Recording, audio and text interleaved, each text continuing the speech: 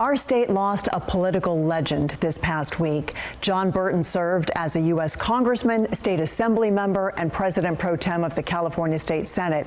But those titles don't begin to capture his larger-than-life personality or his passion for helping our state's most vulnerable residents. John Burton held a lot of news conferences in that state capitol room. He was first elected to the Assembly in 1964, and by the time he was termed out of the Senate, 40 years later, he was widely considered one of the most powerful Senate leaders in state history. John Burton was like as passionate an advocate for poor people that there's ever been in the state of California. Journalist Andy Ferrillo co-authored Burton's new memoir, published in the last days of his life. It's called I Yell Because I Care, the passion and politics of John Burton, California's liberal warrior, focusing in part on what made him so effective. Because of his ability to work with the other side and his mastery of the legislative process. That was on display as the San Francisco liberal talked about his unlikely friendship with Republican Governor Arnold Schwarzenegger.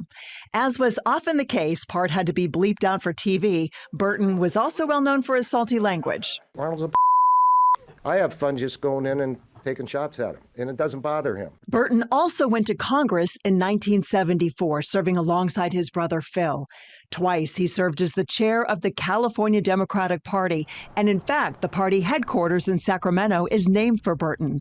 He mentored many politicians and was immensely proud when Nancy Pelosi became the first woman to serve as Speaker of the House. Nancy's a good friend, and I'm honored that people would think I'm some kind of mentor. As Burton retired from elected office in 2004, he continued to focus on the state's most vulnerable people, creating John Burton Advocates for Youth, helping those just leaving the foster care system. He says, what are they emancipating into? Into what? A life of poverty, a life of homelessness, a life of incarceration? His nonprofit helped expand support for those young adults until they turn 21 and have more stability. One of his last accomplishments was creating a fellowship, giving them policy-making roles at the state capitol.